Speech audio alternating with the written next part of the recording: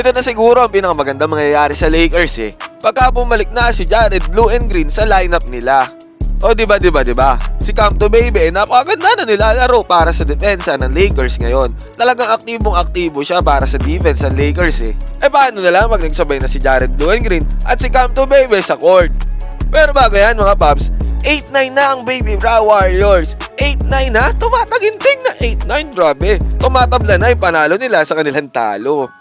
Nakalaban nga ng Baby Bra Warriors ang San Antonio Spurs si Victor Wembanyama na currently ay 3-13 sa standing. Walaya mo no?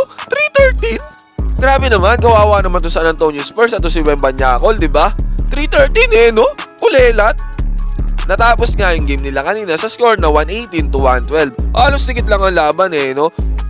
Mabuti na lang nanalo tong Baby Bra Warriors kundi kawawa talaga to Sa kasalukuyan ay 8-9 nga ang standing ng Warriors at pang-10 sila sa standings. Samantalang ang Lakers naman natin, syempre, tumataginting na 9-7 yan. Syempre lamang ang panalo dyan kaysa sa talo. At pang-8 ang Lakers sa West sa standings. At syempre, grabe pa rin ang Timberwolves. Number 1 pa din no? Unexpected, di ko inaasahan to At pangalawa ang team ng mga batang hamog ni Jetboy Logro. Ito yung team ng batang hamog na OKC. May game to bukas tatayaan ko to sa parlay.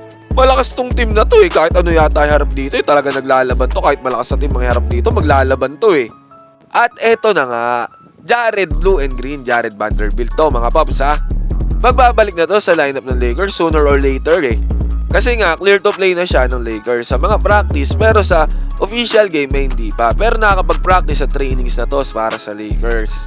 Teka, yung pampagood vibes natin, nakakalimutan.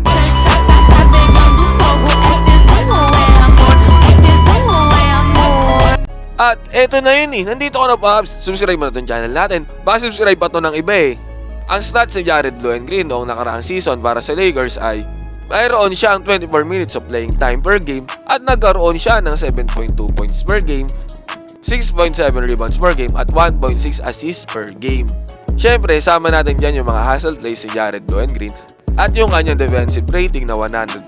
Mataas na yun mga paps kasi ang average defensive rating para sa NBA ay 110. Yung sa kanya 112.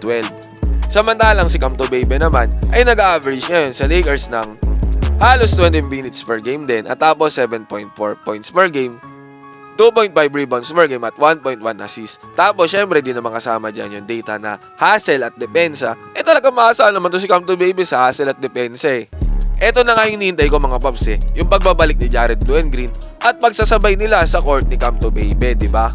Kasi naman, napakaganda naman talaga ng defensive rating nila at makikita naman talaga natin na yung hustle plays nila hindi matatawaran.